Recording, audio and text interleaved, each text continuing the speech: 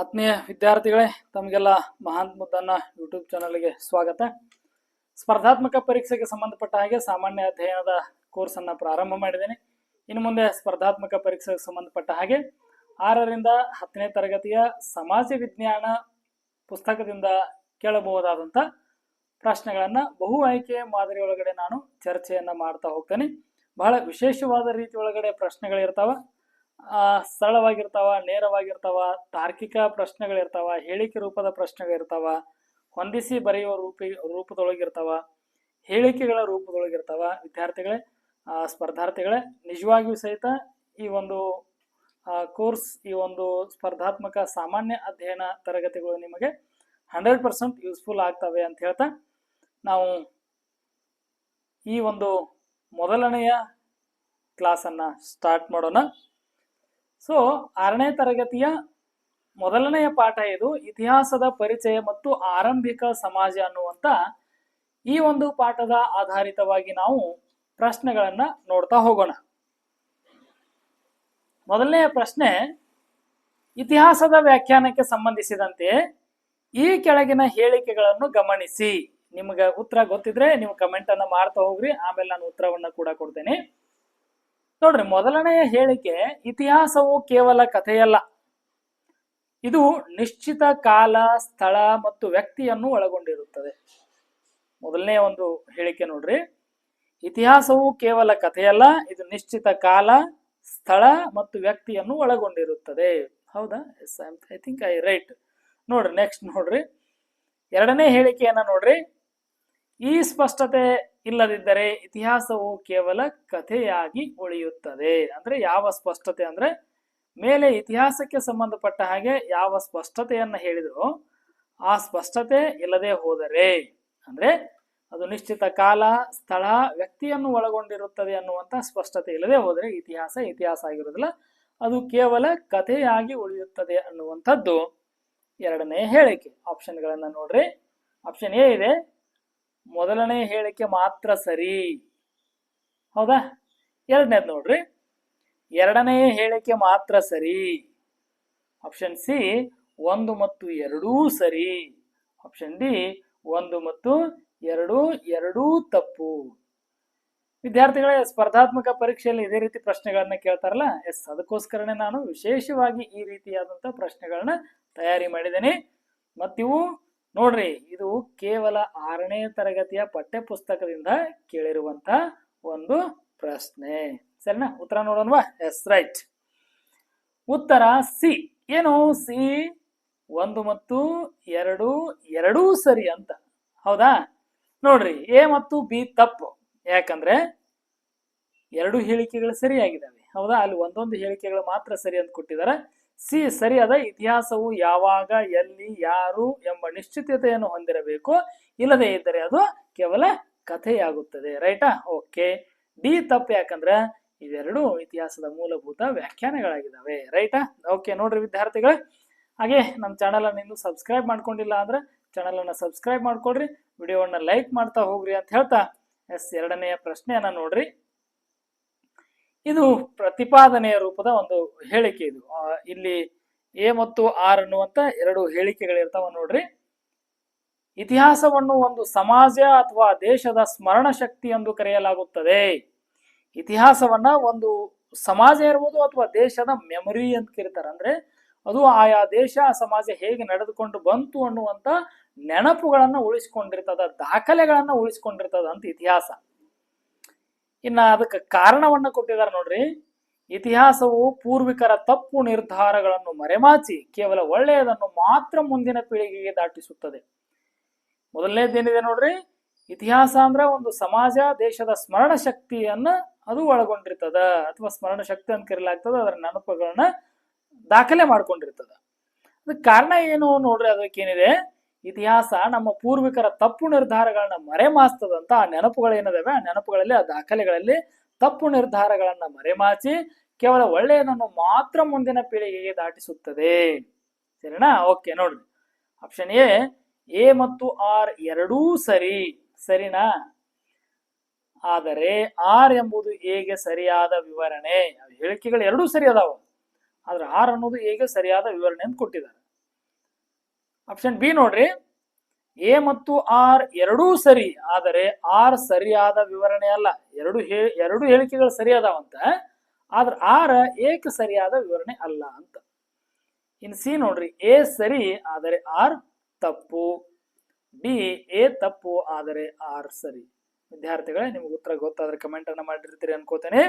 S ನೋಡ್ರಿ, ಉತ್ತರ C, A ಸರಿ ಆದರೆ ಆರ್ ತಪ್ಪು. ಯಾಕೆ ನೋಡ್ರಿ, ಅಲ್ಲಿ ಆಪ್ಷನ್ ಎ ಅಂತೂ ಸರಿ ಅದ, ಅದು ಇತಿಹಾಸದ ಸ್ಮರಣ ಶಕ್ತಿ ಅನ್ನುವಂಥದ್ದು ಸರಿ. ಬಿ ಮತ್ತು ಡಿ ಎರಡು ಹೇಳಿಕೆಗಳು ತಪ್ಪು, ಯಾಕಂದ್ರೆ ಆರ್ ಅನ್ನುವಂತ ಹೇಳಿಕೆ ಸಂಪೂರ್ಣ ತಪ್ಪು, ಯಾಕಂದ್ರೆ ವಿವರಣೆ ಕೊಟ್ಟಾರ ನೋಡ್ರಿ ಕೆಳಗಡೆ. ಸಿ ಸರಿಯಾದ ಉತ್ತರ. ಇತಿಹಾಸವು ಸ್ಮರಣ ಶಕ್ತಿ ಹೌದು, ಅದು ಸಮಾಜದ ದೇಶದ ನೆನಪುಗಳನ್ನ ದಾಖಲೆ ಒಳಗೆ ಇಟ್ಕೊಳ್ತದ, ಆದರೆ ಅದು ತಪ್ಪುಗಳನ್ನ ಮರೆಮಾಚುವುದಿಲ್ಲ. ಬದಲಾಗಿ ತಪ್ಪು ನಿರ್ಧಾರಗಳಿಂದ ಆದ ಕಷ್ಟಗಳನ್ನು ತಿಳಿಸಿ ಮುಂದಿನ ತೀರ್ಮಾನಗಳಿಗೆ ಎಚ್ಚರಿಸುತ್ತದೆ. ರೈಟ್ ಅಲ್ಲ? ಆಯ್ತು, ಯಾರವರು? ಮೊಹಮ್ಮದ್ ಬಿನ್ ತುಘ್ಲಕ್ ಅಲ್ಲ. ಸೊ ಅವ್ರ ಆಡಳಿತದೊಳಗ ನಾಣ್ಯಗಳು ಬಂತು, ರಾಜಧಾನಿ ಬದಲಾವಣೆಗಳು ಬಂತು, ಹೌದಲ್ಲ? ಸೊ ಇತಿಹಾಸ ಅಂದ್ರೆ ತಪ್ಪುಗಳನ್ನ ಮರೆಮಾಚೋದಿಲ್ಲ, ತಪ್ಪುಗಳನ್ನು ಹೇಳ್ತದ, ಆ ತಪ್ಪು ನಿರ್ಧಾರಗಳಿಂದ ಆದಂತ ಕಷ್ಟಗಳನ್ನ ತಿಳಿಸಿ ಮುಂದಿನ ತೀರ್ಮಾನಗಳಿಗೆ ಅದು ಮಾರ್ಗದರ್ಶನ ಮಾಡ್ತದ ಅನ್ನುವಂಥದ್ದು ಸರಿಯಾದ ಉತ್ತರ. ಮೂರನೇ ಪ್ರಶ್ನೆ ನೇರವಾದ ಪ್ರಶ್ನೆ, ಅತ್ಯಂತ ಸರಳವಾದ ಪ್ರಶ್ನೆ, ಬಹುತೇಕ ಬಹಳಷ್ಟು ಸ್ಪರ್ಧಾತ್ಮಕ ಪರೀಕ್ಷೆಯಲ್ಲಿ ಕೇಳಿರುವಂತ ಪ್ರಶ್ನೆ.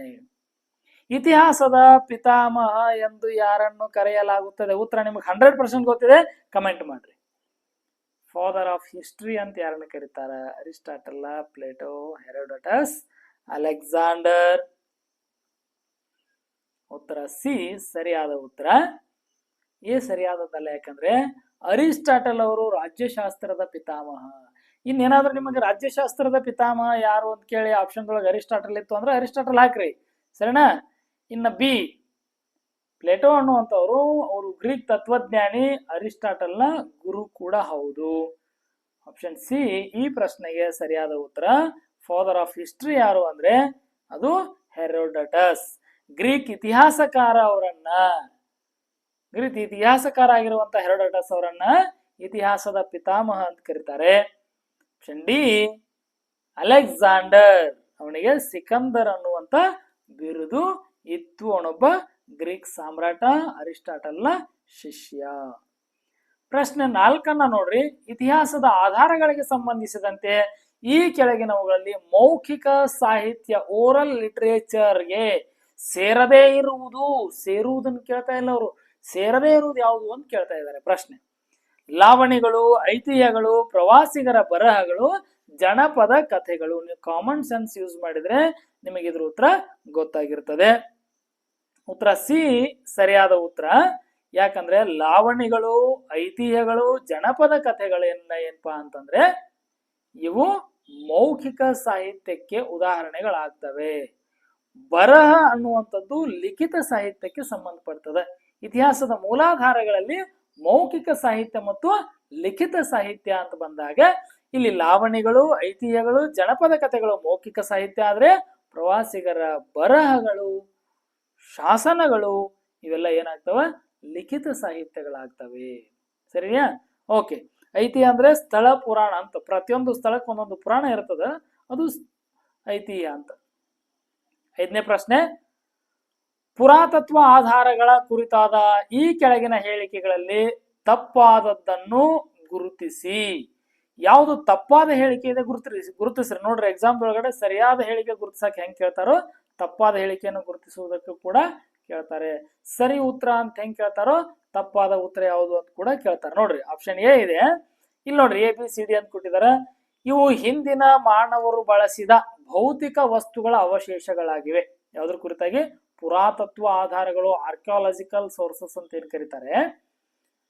ಪುರಾತತ್ವ ಇಲಾಖೆಯವರು ಡಿಗ್ಗಿಂಗ್ ಮಾಡಿ ಅಗದು ಬಗದು ಏನು ಪುರಾತತ್ವ ಆಧಾರಗಳನ್ನ ಕಂಡುಕೊಳ್ತಾರೋ ಅವುಗಳಿಗೆ ಸಂಬಂಧಪಟ್ಟ ಹಾಗೆ, ಸರಿನಾ? ಪುರಾತತ್ವ ಆಧಾರಗಳು ಅಂದ್ರೆ ಗೊತ್ತಾಯ್ತಲ್ಲ, ಇವು ಹಿಂದಿನ ಮಾನವರು ಬಳಸಿದ ಭೌತಿಕ ವಸ್ತುಗಳ ಅವಶೇಷಗಳಾಗಿವೆ. ಹಿಂದೆ ಬಳಸಿ ಬಿಟ್ಟು ಹೋಗಿರುವಂತ ಭೌತಿಕ ಅವಶೇಷಗಳು. ಭೌತಿಕ ಅವಶೇಷಗಳು ಅಂದ್ರೆ ಅವ್ರು ಬಳಕೆ ಮಾಡಿರುವಂತ ಕಲ್ಲುಗಳಿರ್ಬೋದು, ಆಯುಧಗಳಿರ್ಬೋದು, ಅಥವಾ ಅವರು ಬಳಕೆ ಮಾಡಿದ ಗುಹೆಗಳಿರಬಹುದು, ಕಟ್ಟಡಗಳಿರಬಹುದು. ಹೌದಾ, ಇವೆಲ್ಲವೂ ಸಹಿತ ಅಲ್ಲಿ ಉದಾಹರಣೆ ಆಗ್ತಾವ. ಮಣ್ಣಿನ ಮಡಕೆ, ಕುಡಿಕೆ, ಏನಣ್ಣ? ಓಕೆ. ಭೂಮಿಯೊಳಗೆ ಹುದುಗಿರುವ ಇವುಗಳನ್ನು ಉತ್ಖನನದ ಮೂಲಕ ಹೊರತೆಗೆಯಲಾಗುತ್ತದೆ. ಎಕ್ಸ್ಕವೇಷನ್, ನಾನಾಗ್ಲೇ ಡಿಗ್ಗಿಂಗು, ಅಗುದು ಅಂತ ಹೇಳಿದಲ್ಲ, ಅದಕ್ಕೆ ಉತ್ಖನನ ಅಂತ ಕರೀತಾರೆ. ನೋಡ್ರಿ, ಅಲ್ಲಿ ಉತ್ಖನನ ಶಬ್ದ ನೆನ್ಪಿಟ್ಕೋಬೇಕು ನೀವೇನಂದ್ರೆ, ಪುರಾತತ್ವ ಇಲಾಖೆಯವರು ಇತಿಹಾಸದ ಆಧಾರಗಳನ್ನ ಕಂಡು ಹಿಡಿಯುವುದಕ್ಕಾಗಿ ಭೂಮಿಯನ್ನ ಅಗೆದು ಪುರಾತತ್ವ ವಸ್ತುಗಳನ್ನ ಸಂಶೋಧಿಸುವುದಕ್ಕಾಗಿ ಮಾಡುವಂತಹ ಅಗೆತಕ್ಕೆ ಏನಂತ ಕರೀತಾರೆ? ಉತ್ಖನನ ಅಂತ ಕರೀತಾರೆ, ಎಕ್ಸ್ಕವೇಷನ್ ಅಂತ ಕರೀತಾರೆ. ಕರೆಕ್ಟಾ? ಹರಪ್ಪ ಮತ್ತು ಮೊಹೆಂಜೊದಾರೋ ಎಲ್ಲ ಉತ್ಖನನದ ಮೂಲಕವೇ ನಮಗೆ ಬೆಳಕಿಗೆ ಬಂದಿರುವಂತವು. ಸಿ ನೋಡ್ರಿ, ದೇಶೀಯ ಮತ್ತು ವಿದೇಶೀಯ ಸಾಹಿತ್ಯಗಳು ಪುರಾತತ್ವ ಆಧಾರಗಳ ಪ್ರಮುಖ ವಿಭಾಗಗಳಾಗಿವೆ. ಸಿ ಆಪ್ಷನ್ ಅನ್ನ ನೋಡ್ಕೊಡ್ರಿ ಕರೆಕ್ಟ್ ಆಗಿ. ಬರಹಗಳು ಅಂತ ಬಂದಿದೆ, ಸಾಹಿತ್ಯ ಅಂತ ಬಂದಿದೆ. ಡಿ ನೋಡ್ರಿ, ನಾಣ್ಯಗಳು, ಶಾಸನಗಳು ಮತ್ತು ಸ್ಮಾರಕಗಳು ಪುರಾತತ್ವ ಆಧಾರಗಳಾಗಿವೆ. ಒಂದು ಐಡಿಯಾ ಬಂತಂತ ಅನ್ಕೋತೇನೆ.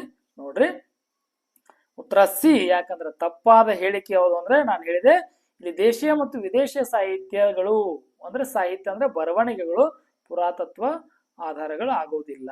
ಸರಿನಾ? ಓಕೆ, ಸರಿ. ಯಾಕೆ ದೇಶೀಯ ವಿದೇಶ ಲಿಖಿತ ಸಾಹಿತ್ಯದ ವಿಭಾಗಗಳ ಹೊರತು ಪುರಾತತ್ವದ್ದು ಅಲ್ಲ. ಇನ್ನ 6ನೆಯ ಪ್ರಶ್ನೆ ಇಲ್ಲಿ ಹೊಂದಿಸಿ ಬರೆಯುವುದಿದೆ ನೋಡ್ರಿ. ಪಟ್ಟಿ 1 ಆಧಾರಗಳನ್ನ ಕೊಟ್ಟಿದ್ದಾರೆ, ಇತಿಹಾಸದ ಆಧಾರಗಳನ್ನ ಕೊಟ್ಟಿದ್ದಾರೆ. ಪಟ್ಟಿ 2ರಲ್ಲಿ ಅದಕ್ಕೆ ಉದಾಹರಣೆಗಳನ್ನು ಕೊಟ್ಟಿದ್ದಾರೆ. ದೇಶೀಯ ಸಾಹಿತ್ಯ, ವಿದೇಶಿ ಸಾಹಿತ್ಯ, ಮೌಖಿಕ ಸಾಹಿತ್ಯ, ಪುರಾತತ್ವ ಆಧಾರ. ಈ ಕಡೆ ಶಾಸನಗಳು, ನಾಣ್ಯಗಳು, ಲಾವಣಿ ಮತ್ತು ಜನಪದ ಗೀತೆ, ಮೆಗಸ್ತನಿಸ್ನ ಇಂಡಿಕಾ, ಕೌಟಿಲ್ಯನ ಅರ್ಥಶಾಸ್ತ್ರ. ಸರಿ ನೋಡ್ರಿ, ಇಲ್ಲಿ ಕೆಳಗಡೆ ಆಯ್ಕೆಗಳನ್ನು ಕೂಡ ಕೊಟ್ಟಿದ್ದಾರೆ. ಸೊ ನಿಮಗ ಇದು ಸಹಿತ ಸರಳ ಅದ ಪ್ರಶ್ನೆ. ನೋಡ್ರಿ, ಉತ್ತರ ನೋಡ್ರಿ. ಉತ್ತರ ಎ ಅನ್ನುವಂಥದ್ದು ಏನಾಗ್ತದೆ? ಇಲ್ಲಿ ಸರಿಯಾದ ಉತ್ತರ ಆಗ್ತದೆ. ಯಾಕಂದ್ರೆ ದೇಶೀಯ ಸಾಹಿತ್ಯಕ್ಕೆ ಉದಾಹರಣೆ ಕೌಟಿಲ್ಯನ ಅರ್ಥಶಾಸ್ತ್ರ, ರೈಟ್. 1 ಡಿ ಬಂತ, ರೈಟ್. 2 ಸಿ. ವಿದೇಶಿ ಸಾಹಿತ್ಯಕ್ಕೆ ಉದಾಹರಣೆ ಮೆಗಸ್ತನಿಸ್ಸನ ಇಂಡಿಕಾ. ಹೌದಾ? ಯಾವಾಗ ಮೌರ್ಯರಿಗೂ ಮತ್ತು ಗ್ರೀಕರಿಗೂ ಯುದ್ಧ ಆಗ್ತದ, ಆಗ ಈ ಮೆಗಸ್ತನಿಸ್ಸನ ಪ್ರಸ್ತಾಪ ಬರ್ತದ. ಸೆಲ್ಯೂಕಸ್ ಅನ್ನುವಂಥವನು ಮೆಗಸ್ತನಿಸ್ಸನ ರಾಯಭಾರಿಯಾಗಿ ಕಳಿಸಿಕೊಟ್ಟಿರ್ತಾನೆ. ಹೌದಾ? ಅವನು ಬರೆದಿರುವಂತದ್ದು ಯಾವುದು ಅಂದ್ರೆ ಮೆಗಸ್ತನಿಸ್ಸನ ಇಂಡಿಕಾ. ಸ್ಪರ್ಧಾರ್ಥಿಗಳೇ, ನಾನು ಹೇಳುವಾಗ ಏನಾದ್ರು ಮಿಸ್ಟೇಕ್ ಮಾಡಿದ್ರೆ ಅದನ್ನ ಕಮೆಂಟ್ ಅನ್ನು ನೀವು ಧಾರಾಳವಾಗಿ ಮಾಡ್ರಿ. ಅದನ್ನ ನಾನು ಮುಂದಿನ ವಿಡಿಯೋದೊಳಗ ಸರಿಪಡಿಸಿ ಹೇಳ್ತೇನೆ. ಸರಿನಾ? ಹಾಗಾದ್ರೆ ಮೌಖಿಕ ಸಾಹಿತ್ಯ 3 ಎಸ್ ನಾವ್ ಈಗಾಗಲೇ ನೋಡಿದ್ವಿ. ಲಾವಣಿ ಮತ್ತು ಜನಪದ ಗೀತೆಗಳು ಮೌಖಿಕ ಸಾಹಿತ್ಯ. ಪುರಾತತ್ವ ಆಧಾರಕ್ಕೆ ಯಾವಪ್ಪ ಅಂದ್ರ ಶಾಸನಗಳು ಮತ್ತು ನಾಣ್ಯಗಳು ಪುರಾತತ್ವಕ್ಕೆ ಸಂಬಂಧಪಡ್ತವೆ. 7ನೇ ಪ್ರಶ್ನೆ, ಸಾಮಾನ್ಯ ಶಕ. ನಾವೇನು ಸಾಲಿವಾಹನ ಶಕ ಅಂತ ಕರಿತೀವಿ, ಕ್ಷಮಿಸಿ, ಸಾಲಿವಾಹನ ಶಕೆ ಅಲ್ಲ. ಸಾಶ ಅಂದ್ರ ಸಾಮಾನ್ಯ ಶಕ ಅಥವಾ ಸಿ ಕಾಮನ್ ಎರಾ ಅಂದ್ರೆ ಏನು ಅಂತ ಕೇಳಿದಾರ ಅವರು. ಯಾವ್ದಕ್ಕೆ ಕರಿತೀವಿ ನಾವು ಕಾಮನ್ ಎರಾ, ಸಾಮಾನ್ಯ ಶಕ ಅಂತ? ಯೇಸು ಕ್ರಿಸ್ತನು ಹುಟ್ಟುವ ಮೊದಲು ಇದ್ದ ಕಾಲಘಟ್ಟ ಅದಕ್ಕಂತೀವೋ. ಯೇಸು ಕ್ರಿಸ್ತ ಹುಟ್ಟುವ ಮೊದಲು ಇದ್ದಂತ ಕಾಲಘಟ್ಟ. ವಿಜಯನಗರ ಸಾಮ್ರಾಜ್ಯ ಸ್ಥಾಪನೆಯಾದ ವರ್ಷದಿಂದ ಆರಂಭವಾದ ಗಣನೆ. ಯೇಸು ಕ್ರಿಸ್ತರು ಬದುಕಿದ ಕಾಲಾವಧಿಯ ನಿರ್ದಿಷ್ಟ ವರ್ಷದಿಂದ ಪ್ರಾರಂಭವಾಗುವ ಕಾಲಗಣನೆ. ಗುಪ್ತ ಶಕೆಯ ಆರಂಭದಿಂದ ಲೆಕ್ಕ ಹಾಕುವ ಪದ್ಧತಿ. ಈ ಸಾಮಾನ್ಯ ಶಕಕ್ಕೆ ಮೊದಲ ಕ್ರಿಸ್ತ ಶಕ ಮತ್ತು ಕ್ರಿಸ್ತ ಪೂರ್ವ, ಕ್ರಿಸ್ತ ಶಕ ಅಂತ ಕರಿತಾ ಇದ್ರು. BC-AC, before Christ and after Christ ಅಂತ. ಈಗ ಅದಕ್ಕೆ ಏನಂತಾರ? ಸಾಮಾನ್ಯ ಶಕ, ಸಿ. ಸರಿನಾ? ಯಾವುದು ಹಾಗಾದ್ರೆ? ಸಿ ಸರಿಯಾದ ಉದಾಹರಣೆ. ಯಾಕಂದ್ರ ಸಿ ನೋಡ್ರಿ, ಯೇಸು ಕ್ರಿಸ್ತರ ಕಾಲಾವಧಿಯ ನಿರ್ದಿಷ್ಟ ವರ್ಷದಿಂದಲೇ ಸಾಮಾನ್ಯ ಶಕವನ್ನ ಗುರುತಿಸ್ಲಿಕ್ಕೆ ಪ್ರಾರಂಭ ಮಾಡಿದ್ರು. ಏ ತಪ್ಪು. ಯಾಕಂದ್ರ ಇದನ್ನ ಸಾಮಾನ್ಯ ಶಕ ಪೂರ್ವ ಅಂತ ಕರೀತಾರ. ನಾನು ಕ್ರಿಸ್ತ ಪೂರ್ವ ಅಂತ ಹೇಳಿದಲ್ಲ, BCE, ಬಿಫೋರ್ ಕಾಮನ್ ಎರಾ, ಸಾಮಾನ್ಯ ಶಕ ಪೂರ್ವ ಅಂತ ಕರೀತಾರೆ. ಬಿ ತಪ್ಪು, ವಿಜಯನಗರ 1336 ಸ್ಥಾಪನೆ ಆಯಿತು. ಡಿ ತಪ್ಪು, ಗುಪ್ತ ಶಕೆ ಬೇರೆಯದೇ ಆದ ಕಾಲಗಣನೆಯನ್ನ ಹೊಂದಿದೆ. 8ನೇ ಪ್ರಶ್ನೆನ ನೋಡ್ರಿ. ನಾವು ಪ್ರಸ್ತುತ ಸಾಮಾನ್ಯ ಶಕ 21ನೇ ಶತಮಾನದಲ್ಲಿ ಇದ್ದೇವೆ. ಈ ಶತಮಾನದ ಕಾಲಾವಧಿ ಯಾವುದು? ಕರೆಕ್ಟ್ ಅಲ್ಲ? ನಾವು 21ನೇ ಶತಮಾನದೊಳಗದೀವಿ. ಹಾಗಾದ್ರೆ ಇದರ ಕಾಲಾವಧಿ ಯಾವುದು? ಅಪ್ಲೈಡ್ ಕ್ವಶನ್ ನೋಡ್ರಿ. ಇದು ಟೆಕ್ಸ್ಟ್ ಬುಕ್ ದೊಳಗ ಹಿಂಗ ಕೊಟ್ಟಿರಂಗಿಲ್ಲ, ಕರೆಕ್ಟ್? ಆದ್ರ ನಾವು ಶಕದ ಬಗ್ಗೆ ನಾವು ಓದಿವಿ ಅಂತಂದ್ರೆ ಅದ್ರ ಬಗ್ಗೆ ಕೇಳಿದಾರ ನೋಡ್ರಿ. ಹಾಗಾದ್ರೆ 21ನೇ ಶತಮಾನ ಅಂತಂದ್ರೆ 1901ರಿಂದ 2000, 2001ರಿಂದ 2100. ನೀವು ಕಮೆಂಟ್ ಮಾಡ್ರಿ, ಇದು ಕೂತ್ರ ಗೊತ್ತಾಗತ್ತೆ ನಿಮಗೆ. 2101ರಿಂದ 2200, 2000ರಿಂದ 2099 ಅನ್ನುವಂಥದ್ದು ಉತ್ತರ ಬಿ ಸರಿಯಾದದ್ದು.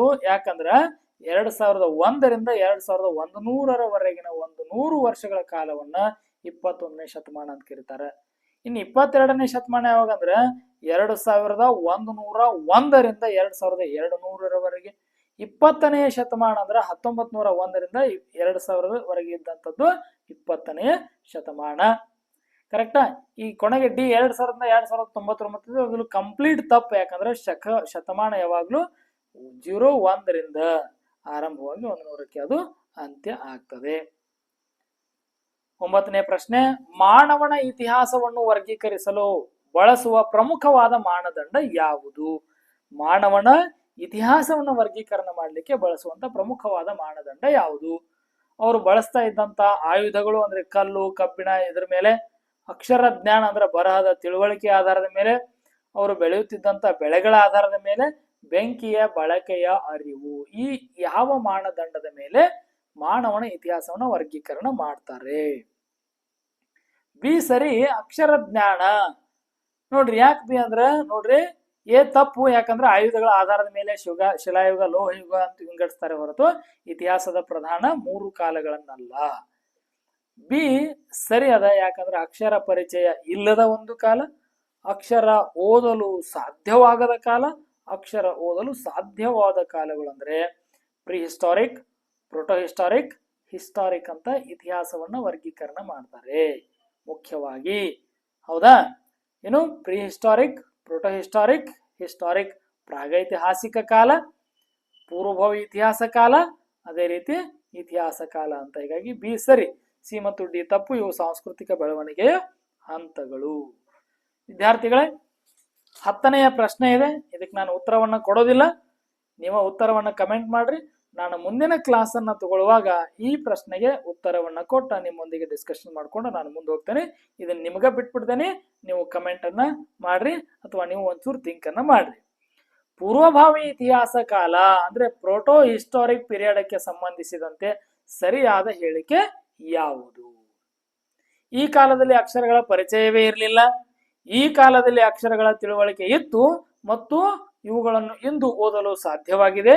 ಈ ಕಾಲದಲ್ಲಿ ಅಕ್ಷರಗಳ ತಿಳುವಳಿಕೆ ಇತ್ತು, ಆದರೆ ಅವುಗಳನ್ನು ಇಂದು ಓದಲು ಸಾಧ್ಯವಾಗಿಲ್ಲ. ಈ ಕಾಲದ ಅಧ್ಯಯನಕ್ಕೆ ಕೇವಲ ಲಿಖಿತ ಸಾಹಿತ್ಯ ಮಾತ್ರ ಆಧಾರವಾಗಿದೆ. ಆಪ್ಷನ್ ಡಿ ಅಂತೂ ಅಲ್ಲ ಅಂತ ಅನ್ಸತ್ತ. ಆದ್ರೂ ನೀವು ಯೋಚನೆಯನ್ನ ಮಾಡ್ರಿ, ಕಮೆಂಟ್ ಅನ್ನ ಮಾಡ್ರಿ. ವಿದ್ಯಾರ್ಥಿಗಳೇ, ಇಲ್ಲಿವರೆಗೂ ನಾವು ಸ್ಪರ್ಧಾತ್ಮಕ ಸಾಮಾನ್ಯ ಅಧ್ಯಯನ ತರಗತಿಯನ್ನ ನೋಡಿದೀವಿ. ಮೊದಲನೆಯ ತರಗತಿಯನ್ನ, 6ನೇ ತರಗತಿಯ ಮೊದಲನೆಯ ಪಾಠ ಆಗಿರುವಂತ ಇತಿಹಾಸದ ಆರಂಭ, ಇತಿಹಾಸದ ಮೂಲಾಧಾರಗಳು ಮತ್ತು ಆರಂಭಿಕ ಸಮಾಜ ಅಂದ್ರೆ ಇತಿಹಾಸದ ಪರಿಚಯ ಮತ್ತು ಆರಂಭಿಕ ಸಮಾಜ ಅನ್ನುವಂತ ಪಾಠದ ಕುರಿತಾಗಿ ಒಂದಿಷ್ಟು ಪ್ರಶ್ನೆಗಳನ್ನ ನಾವು ನೋಡಿವಿ. ಹೀಗೆ ಕಂಟಿನ್ಯೂ ಆಗಿ ನಾನು ಇನ್ನು ಈ ಕ್ಲಾಸ್ಗಳನ್ನ ಕಂಟಿನ್ಯೂ ಆಗಿ ಮಾಡ್ತಾ ಹೋಗ್ತೇನೆ. ಯಾರು ಕಾಂಪಿಟೇಟಿವ್ ಎಕ್ಸಾಮ್ ತಯಾರು ಮಾಡ್ತಾ ಇದ್ರಿ ಮನೆಯಲ್ಲೇ ಕುಳಿತು ಅವ್ರಿಗೆ ಯೂಸ್ಫುಲ್ ಆಗ್ತದೆ. ಯಾರು ಹೊರಗಡೆ ಇದ್ಕೊಂಡು ಓದ್ತಾ ಇದ್ರಿ, ಕೋಚಿಂಗ್ ಕ್ಲಾಸ್ ಅನ್ನ ಮಾಡಿದ್ರಿ, ಅವ್ರಿಗೂ ಸಹಿತ ಯೂಸ್ಫುಲ್ ಆಗ್ತದೆ. ನೀವೆಲ್ಲ ಒಳ್ಳೆ ಚೆನ್ನಾಗಿ ಪ್ರಿಪರೇಷನ್ ಅನ್ನ ಮಾಡ್ತಾ ಇರ್ತೀರಿ. ಅದರ ಜೊತೆಗೆ ಇವು ಒಂದಿಷ್ಟು ಡಿಫ್ರೆಂಟ್ ಟೈಪ್ ಆಫ್ ಕ್ವಶನ್ಸ್ ಗಳನ್ನ ನಾನು ನಿಮಗೆ ಕೊಡೋದ್ರಿಂದ, ಅದಕ್ಕೆ ವಿವರಣೆಗಳನ್ನ, ಪ್ರತಿ ಆಪ್ಷನ್ಗೂ ವಿವರಣೆಗಳನ್ನ ಕೊಡೋದ್ರಿಂದ ನಿಮ್ಮ ಒಂದು ತಯಾರಿಗೆ ಈ ನನ್ನ ಕ್ಲಾಸ್ಗಳು ಕೂಡ 100% ಸಪೋರ್ಟಿವ್ ಆಗ್ತವೆ ಅಂತ ಹೇಳ್ತಾ ಇಲ್ಲಿವರೆಗೂ ನಮ್ಮ ಕ್ಲಾಸ್ ಅನ್ನ ಅಟೆಂಡ್ ಮಾಡಿದ್ದಕ್ಕಾಗಿ ತಮಗೆಲ್ಲ ಧನ್ಯವಾದಗಳು. ವಿದ್ಯಾರ್ಥಿಗಳು, ಇನ್ನೊಂದು ಪ್ರತಿ ವಿಡಿಯೋದ ಡಿಸ್ಕ್ರಿಪ್ಷನ್ ನಲ್ಲಿ WhatsApp channel link, WhatsApp group link, Telegram channel link, ಅದರ ಜೊತೆಗೆ ಮಹಾಂತ್ ಮುದ್ದಣ್ಣ ಬ್ಲಾಗ್ ಸ್ಪಾಟ್ ನ ಲಿಂಕ್ ಕೂಡ ಇರ್ತದೆ. ಮಹಾಂತ್ ಮುದ್ದಣ್ಣ ಬ್ಲಾಗ್ ಸ್ಪಾಟ್ ನಲ್ಲಿ ಯಾವ್ದಾದ್ರು ನೋಟ್ಸ್ ಗಳಿದ್ರೆ ನಾನು ಅಲ್ಲಿ ಶೇರ್ ಮಾಡ್ತೇನೆ. ನಾನು ಮಾಡುವಂತ ಪ್ರತಿ ವಿಡಿಯೋಗಳನ್ನ ವಾಟ್ಸಪ್ ಚಾನಲ್, ವಾಟ್ಸಪ್ ಗ್ರೂಪ್ಗಳಲ್ಲಿ ಕೂಡ ಶೇರ್ ಮಾಡ್ತೇನೆ ಅಂತ ಹೇಳ್ತಾ ಮತ್ತೊಮ್ಮೆ ನಮ್ಮ ಚಾನಲ್ನ ಸಬ್ಸ್ಕ್ರೈಬ್ ಮಾಡ್ಕೊಳ್ರಿ, ಹಾಗೆ ವಿಡಿಯೋವನ್ನ ಲೈಕ್ ಮಾಡ್ರಿ. ಕ್ಲಾಸ್ ಹೇಗೆ ಆಗ್ತಾ ಇದೆ ಅನ್ನೋದನ್ನ ಕೂಡ ಕಮೆಂಟ್ ಮಾಡ್ರಿ. ಇದು ಮೊದಲನೇ ಕ್ಲಾಸ್ ಆಗಿದ್ರಿಂದ ಸ್ವಲ್ಪ ಜಾಸ್ತಿ ಮಾತಾಡ್ತಾ ಇದ್ದೀನಿ. ಕ್ಲಾಸ್ ಹೇಗೆ ಆಗ್ತಾ ಇದೆ ಅನ್ನೋದನ್ನು ಕೂಡ ಕಮೆಂಟ್ ಮಾಡಿರಿ. ನೀವು ಯಾವ ರೀತಿ ಕಮೆಂಟ್ ಮಾಡ್ತೀರಿ ನಿಮ್ಮ ಸಜೆಷನ್ ಬೇಸ್ ಮೇಲೆ ನನ್ನ ಕ್ಲಾಸ್ ನಾನು ಸಹಿತ ಇಂಪ್ರೂವ್ ಮಾಡ್ಕೊಳ್ತೇನೆ ಅಂತ ಹೇಳ್ತಾ ಎಲ್ಲರೂ ಕೂಡ ಚೆನ್ನಾಗಿ ಕಾಂಪಿಟೇಟಿವ್ ಪ್ರಿಪ್ರೇಷನ್ ಅನ್ನು ಮಾಡೋಣ ಅಂತ ಹೇಳ್ತಾ ತಮಗೆಲ್ಲರಿಗೂ ಧನ್ಯವಾದಗಳು.